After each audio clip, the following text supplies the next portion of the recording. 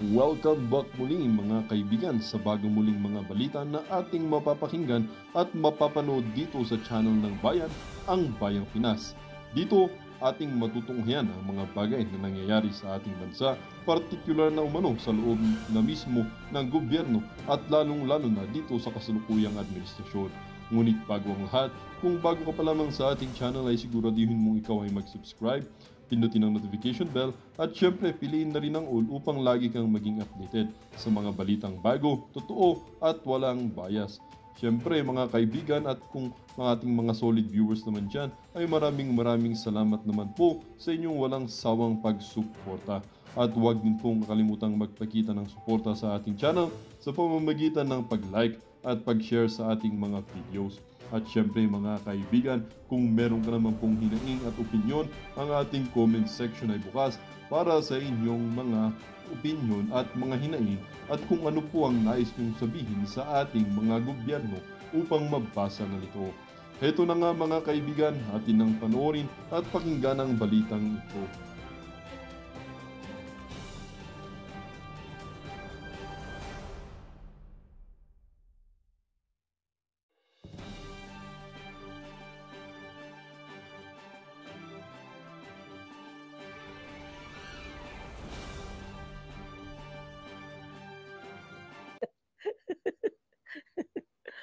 Si Pastor Kibuloy po.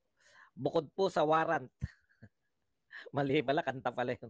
Teka, seryoso muna tayo. Baka magalit. Baka magalit yung baka kala si Pastor ang pinagtatawanan natin. Hindi po. Nakalimutan ko kasing kasabihan. When it rains, it pours ba? Okay. Bukod po sa warrant na inisyu ng Senado, ay sinampahan na rin po ng kaso si Pastor Kibuloy dito po ng DOJ, no?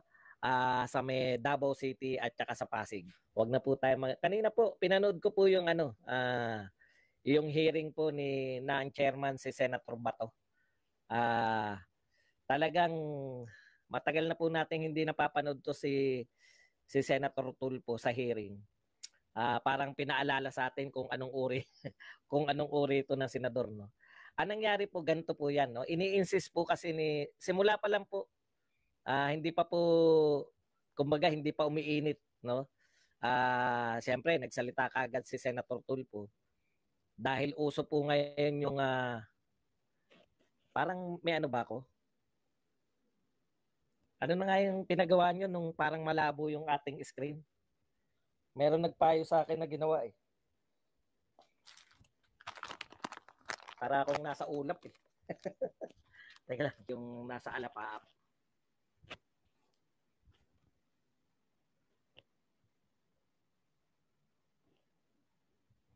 Malinaw ba? O mata ko lang yung mata ko na yung malabo? Wala ba yung parang, bakit hindi naman luminaw? Okay, ulit. Si Tulfo po, si Senator Tulfo, buhat po na nagsimula yung hearing, ini-insist niya, parang karugtong yan eh. Galit na galit siya kasi, alam niyo naman may mga pauso po si Senator Tulfo eh. May pauso po siya na yung, anong tawag doon, yung lie detector test. Siya po yung nagpauso niyan lie detector test na yan eh. Na matagal na po ako nakasubaybay sa mga Senate hearing. Wala naman pong naghamon na ng lie detector test. Alam ko po yung lie detector test niya ay kuha niya yan o carry over niya yan sa doon sa kanyang programa na Raffy Tulfo in Action. Ito po, tapos naggagano na, no? Meron po siyang sinasabi na nung gines ko kayo sa Raffy Tulfo in Action, parang hindi mo alam kung yung Senado ang extension ng Raffy Tulfo in Action o yung Raffy Tulfo in Action ang extension ng Senado, no? Yung kamakailan lang napanood ko diyan eh. Sinasabi niya ron sa may nag-issue ng permit sa Chocolate Hills. Ang sinasabi niya ron sa taong nag-issue ng permit, magtapat ka kung hindi. Kung magsasabi ka na ng totoo dito, hindi ka na namin ipapatawag. So, ibig sabihin, magtapat na siya sa Raffy Tulfo in Action, papatawag siya sa Senado.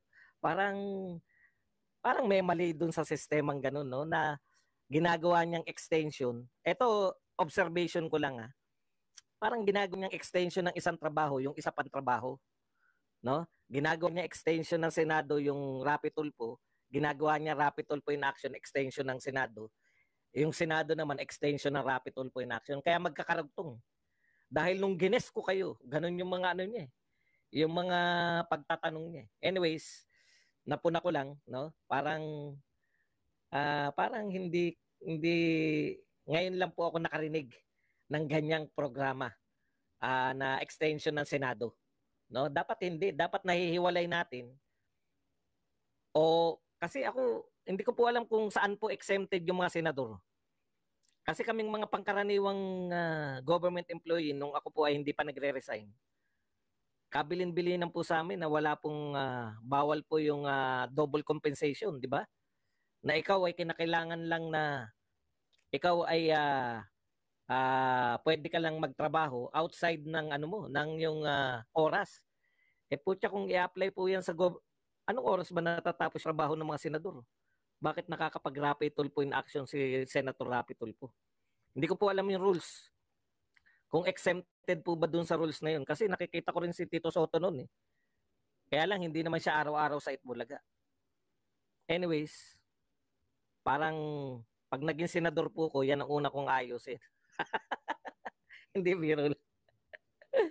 Wala tayong ka. Oo nga no. Baka tong salamin ko ang dapat kong punasan. O yun, luminaw. Thank you. Thank you. Thank you very much. Luminaw na po. Tama. Nakakalimutan ko. Okay. Yung nangyari po kanina, yan nga po. No? Si Raffy Tulfo, ini-insist niya na continuation yun nung nangyari nung nakaraan. No? Sinabi kasi raw nito mga to, nung mga pulis na kanilang bisita, magpapa-lie detector test. Tapos yung mga biktima, di umano, ay nagpa-lie detector test. At napatunayan ni Raffy Tulfo na hindi sila nagsisinungaling ayon sa lie detector test. Pero etong mga pulis, ayaw mag-lie detector test. Di ba? Pumayag pero ayaw. Doon pa lang gusto nang i-contempt ni Raffy Tulfo yung mga pulis. Hinihiling niya na kagad na kasi parang pinapaikot yung Senado, parang binababoy tayo, no?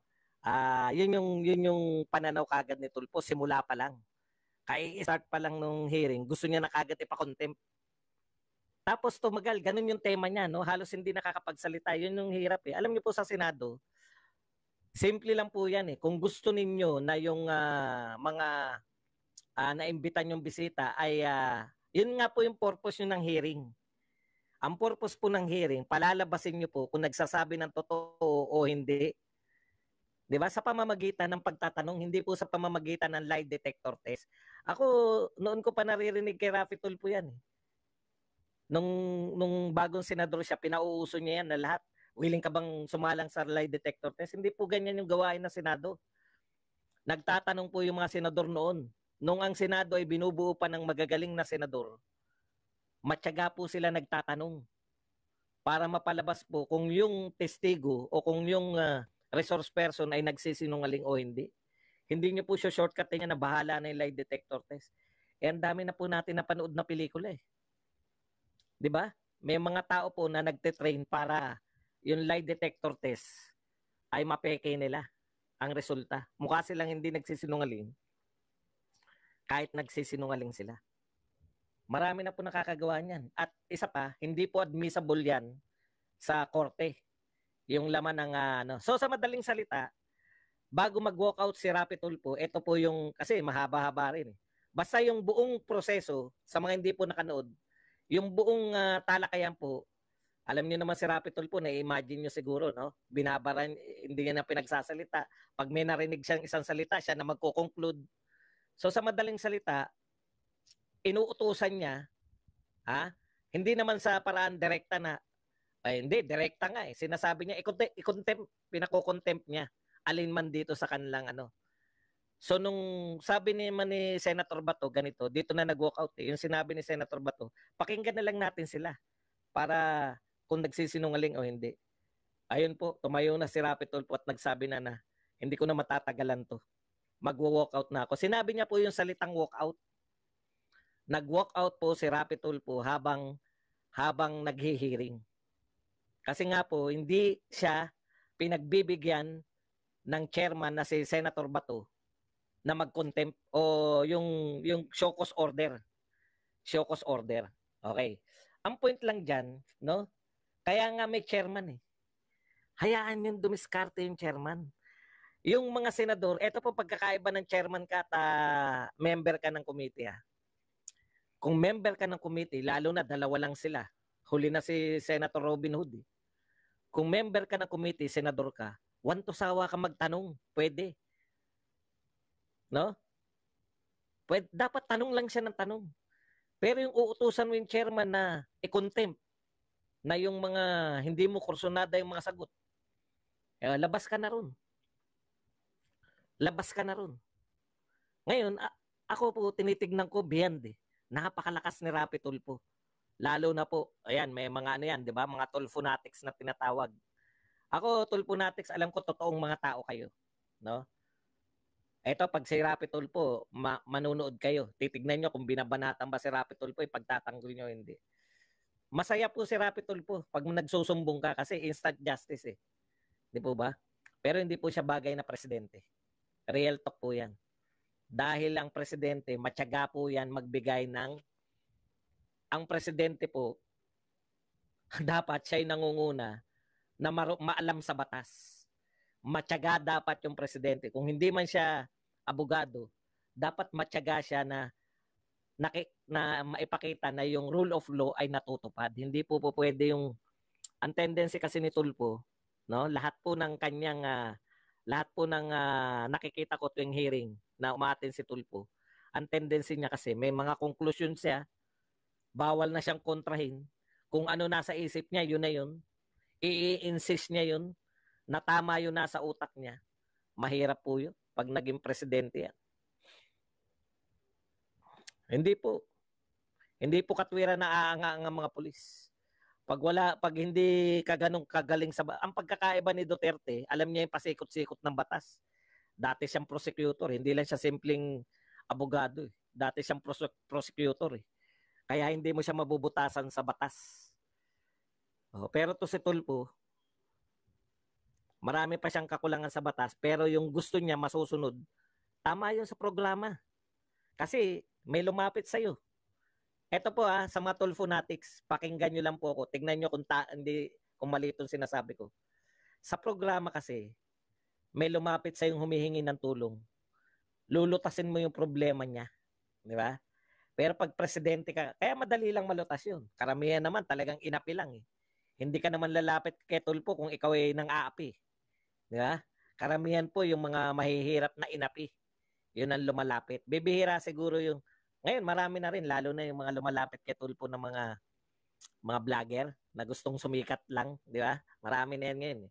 Pero ito po, yung pangkaraniwan tao, lalapit yan kay Tulfo kasi walang pang-abogado, gusto ng katarungan.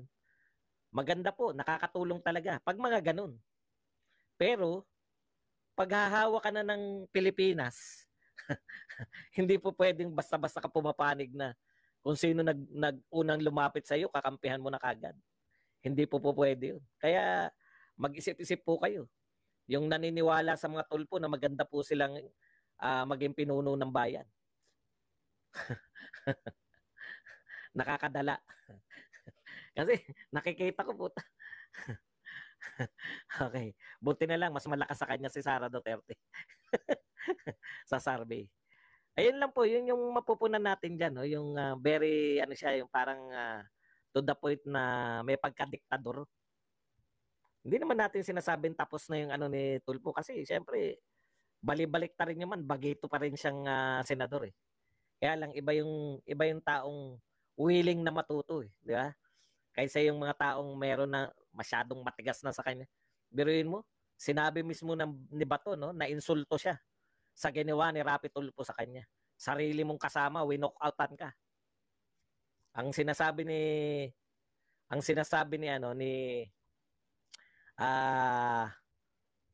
ni Senator Bato,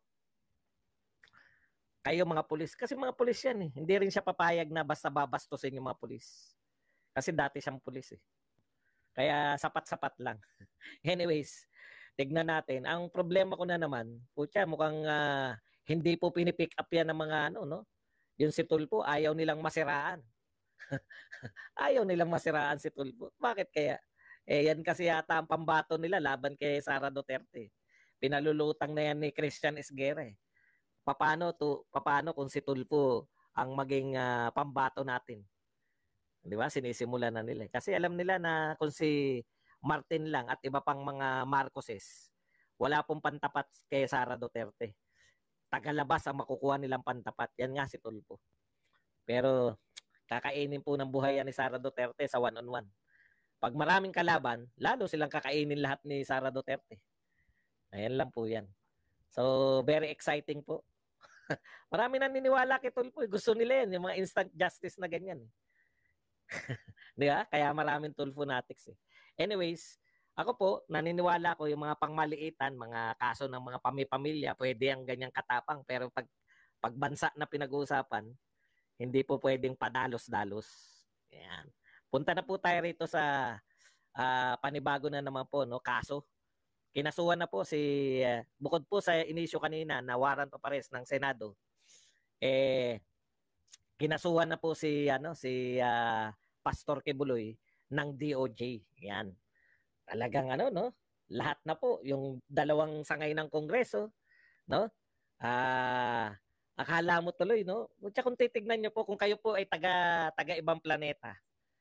Tapos nakita niyo yung mga balita ngayon dito sa Pilipinas. Pag-iisipan niyo pa eh. Ito siguro ang pangunahing problema ng mga Pilipino. Itong pastor. Halimbawa po hindi ngayon lang kayo magbabasa lang kayo ng mga balita o magbabasa lang po kayo kukuha lang kayo ng impormasyon. Hindi kayo taga Pilipinas. Hindi kayo taga mundo. Tignan nga natin ano kaya nangyayari rito sa lugar na to. Pastor Kibuloy, pinakontempt sa Kongreso. Pastor Kibuloy, may warrant of arrest ng Senado. Pastor Kibuloy, kinasuhan ng DOJ. Pastor Kibuloy.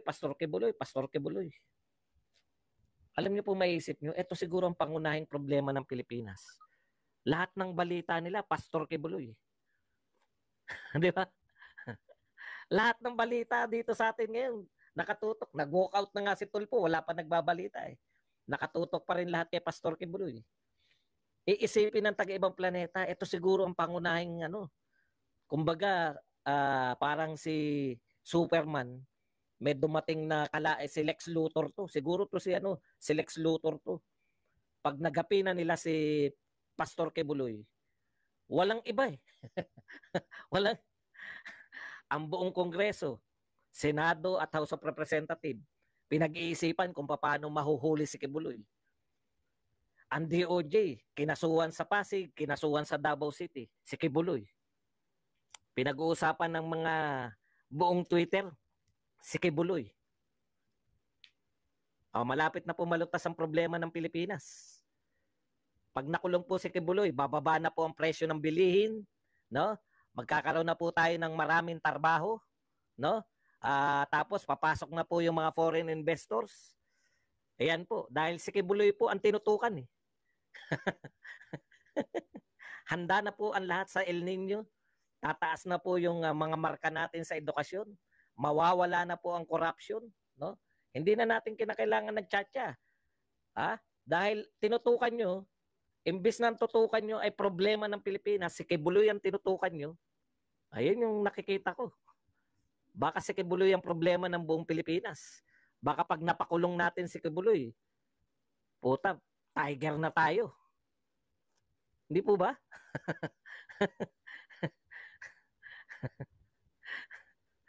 Malala eh.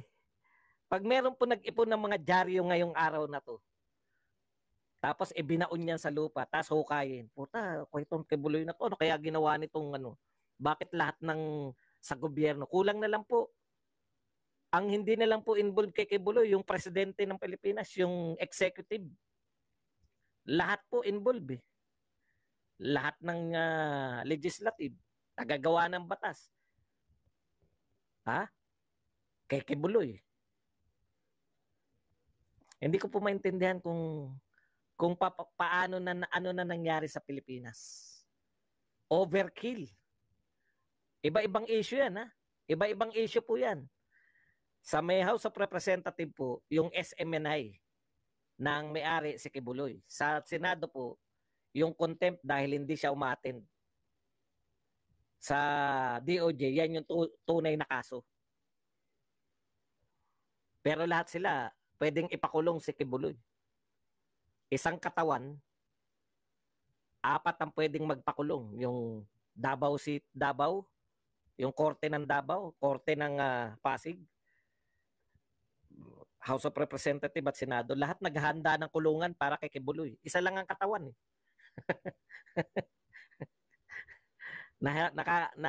Ano, no? Parang ninormalize natin na pag pinag-initan ka, ano? Pinag-initan ka dahil ikaw yung posibleng magpondo kay Sara Duterte, ikaw yung pwedeng maging machinery, sumasalo ka, kaibigan ka ng mga Duterte. Pag napag-initan ka, talagang lahat ng puwersa papasok sa'yo. Ayan ay opinion ko. Kasi kung talagang kaso po ang habol natin, kaya nyo ipapakulong si Kibuloy, ayan, no? Meron ng DOJ, pwede na kayong bumitaw yung iba. Re-electionist po ba si Ray Ontiveros? Hirap na hirap ng targetin si FPRD, kaya daanin kay Pastor Kibuloy para